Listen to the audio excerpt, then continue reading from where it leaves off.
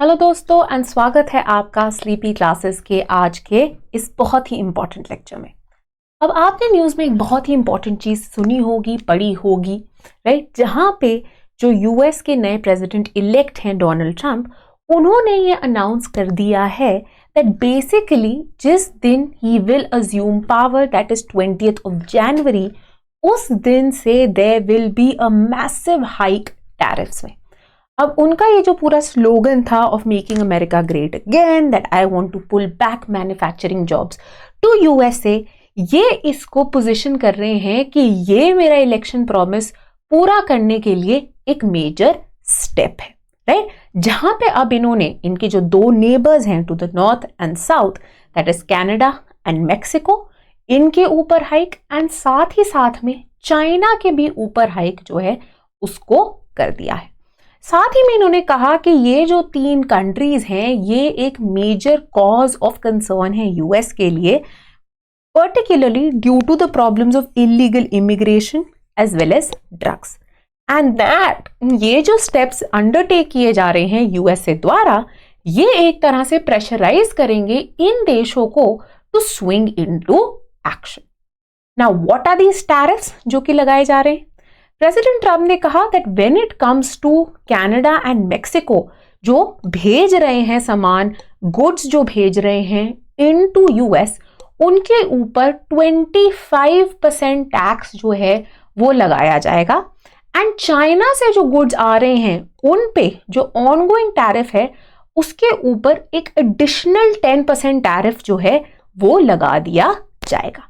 Now the thing to be noted is that when it comes to Mexico, China and Canada, US जो है largest importer of goods है in the world, right? सबसे ज्यादा import करता है वो goods, and in fact in imports के अंदर ये जो तीन देश है ये इसके largest suppliers भी हैं, right? तो बहुत ही consequential trade partners हैं ये USA के लिए।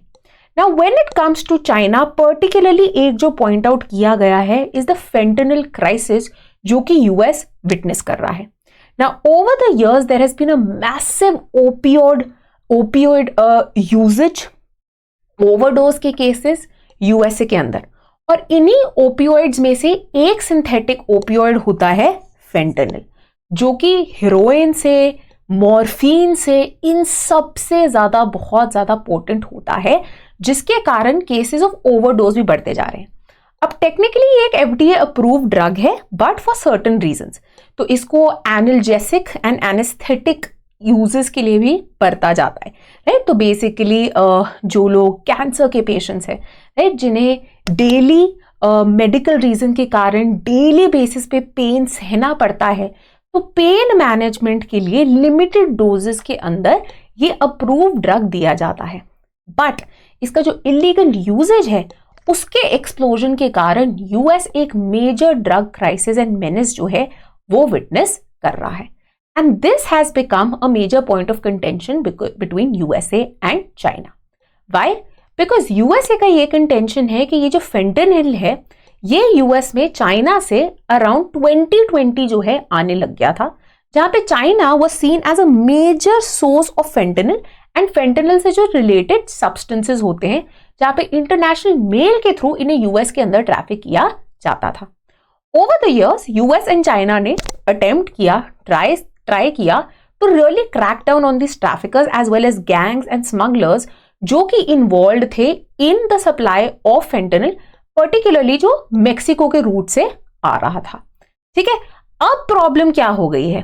अब यूएस कहता even though China directly fentanyl produce करके नहीं भेज रहा है, अब चाइना क्या करता है, बेसिकली जो केमिकल्स रिक्वायर्ड होते हैं, क्योंकि एक सिंथेटिक ओपियोइड है, राइट, तो जो केमिकल्स रिक्वायर्ड होते हैं in the production of fentanyl, तो चाइना ये जो प्रीकर्सर जिनसे बनता है फेंटेनिल, ये केमिकल्स वो मेक्सिको में भेजते हैं, राइट। यहां पे मेक्सिको के अंदर जो कार्टेल्स हैं वो इन केमिकल्स को यूज करके फेंटेनिल प्रोड्यूस करते हैं एंड फिर आगे ट्रैफिकिंग के थ्रू यूएस के अंदर जो है इन्हें फ्लश कर देते हैं।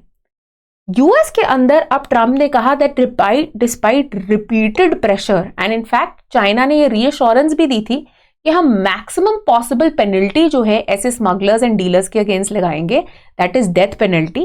बट ट्रंप का कहना है कि इन्होंने कभी भी इसको फॉलो थ्रू नहीं किया है।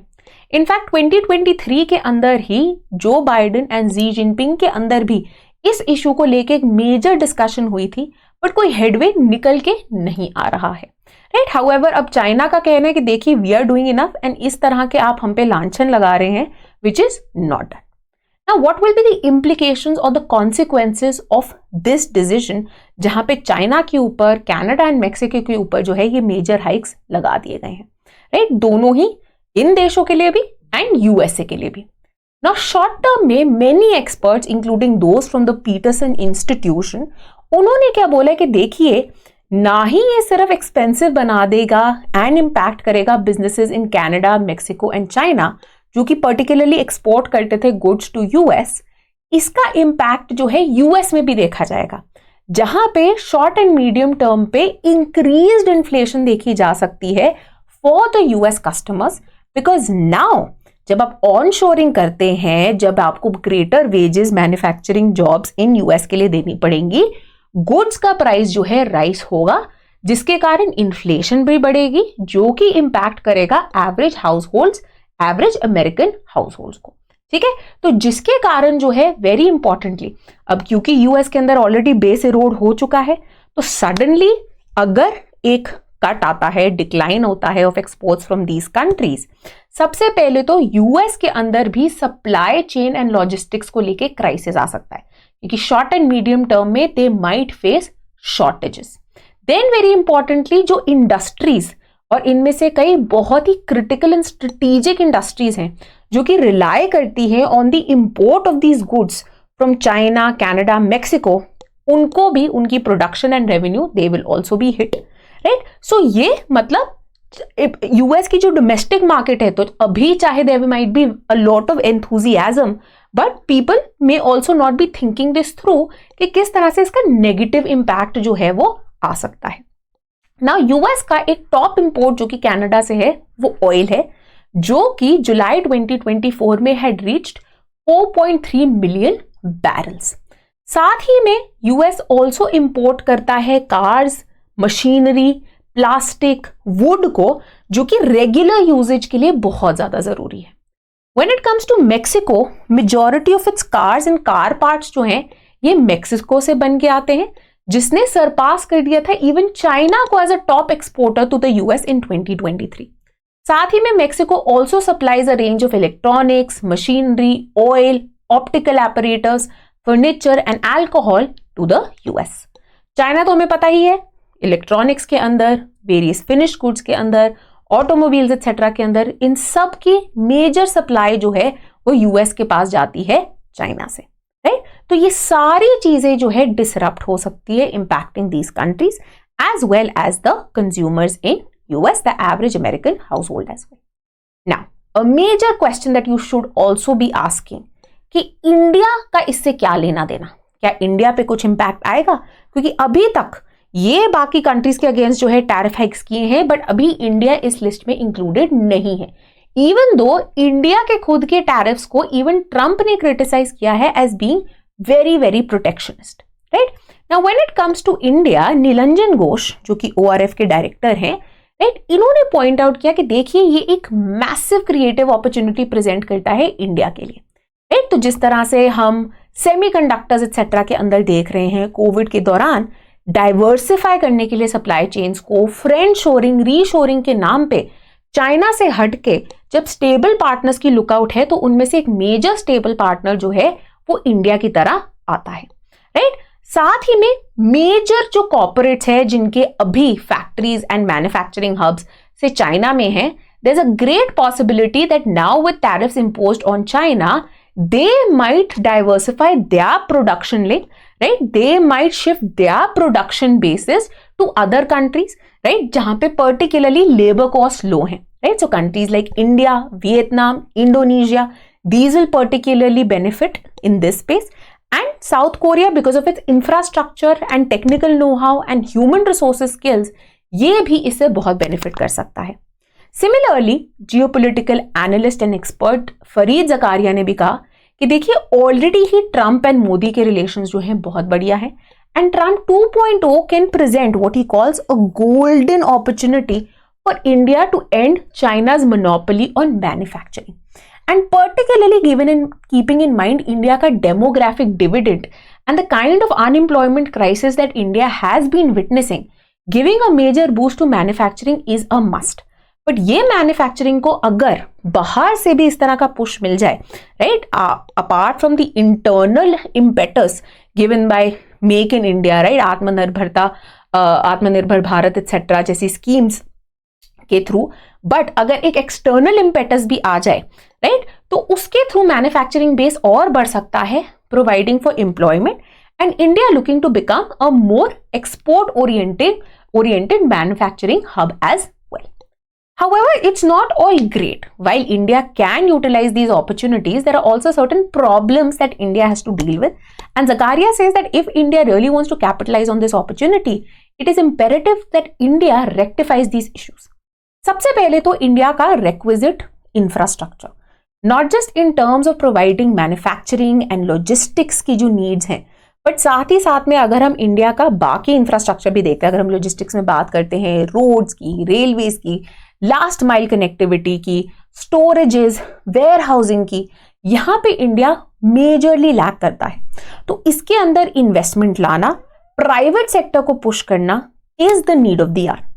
साथ ही साथ में apart from infrastructure, skills, right, already one of the reasons why we say कि unemployment continues to wreak havoc is because of the lack of necessary skills, on job skills, right? Despite the coming in of ITIs, vocational centers, अभी तक ये translate नहीं कर पाए into concrete skills. So if you really want manufacturing jobs to come to India, ये skill up होना, necessary skills provide करना is going to be very important to keep and retain these manufacturing hubs. साथ ही साथ में India को already अपने economic challenges, जो फिस्कल डेफिसिट्स हैं, हाई इन्फ्लेशन जो ऑनगोइंग है, उसके साथ भी इफेक्टिवली डील करना पड़ेगा to be able to make good of this opportunity in the longer run. ठीक है, तो ये एक बहुत ही इंपॉर्टेंट मुद्दा है जिसके बारे में आपको पता होना चाहिए, राइट. अब जाते जाते just to let you know that अगर आप 2025 के लिए प्रिपेयर कर रहे हैं तो हमारे प्रीलिम्स का जो लाइव क्रैश कोर्स है बैच 1, उसके अंदर एनरोल करने का इससे बेहतर टाइम नहीं हो सकता, राइट. यहाँ पे 2 घंटे की लाइव क्लास चलेगी एंड साथ ही साथ में 11,000 के अंदर ना ही सिर्फ live end to end crash course, बल्कि इसके अंदर टेस्ट सीरीज जो हैं वो भी इंक्लूडेड है. ठीक है, तो बहुत ही उम्दा, बहुत सारे टॉपर्स द्वारा रेकमेंडेड ये हमारा क्रैश कोर्स है. डिटेल्स के लिए आप हमारी वेबसाइट पे जा सकते हैं, यहाँ दिए गए नंबर पे जो है कांटेक्ट कर सकते हैं. Apart from this, if you are looking, अगर आपका ऑप्शनल तैयार है बट अभी PSI के करंट अफेयर्स के साथ आप डील नहीं कर पाते, तो आप हमारा PSI ऑप्शनल का जो करंट अफेयर्स का मॉड्यूल है, जो कि अब सिर्फ ₹6,000 में अवेलेबल है, उसका हिस्सा बन सकते हैं. इसके अलावा apart from foundation course, if you are looking to practice answer writing, तो हमारी daily answer writing practice series भी अवेलेबल है जिसका आप हिस्सा बन सकते हैं. अगेन फॉर डिटेल्स दिए गए नंबर पे या फिर इस ईमेल आईडी पे जो है आप हमें मैसेज ड्रॉप कर सकते हैं, राइट. तो यही एक इंपॉर्टेंट कुछ चीजें थी जो कि मैं आपको बताना चाहती थी.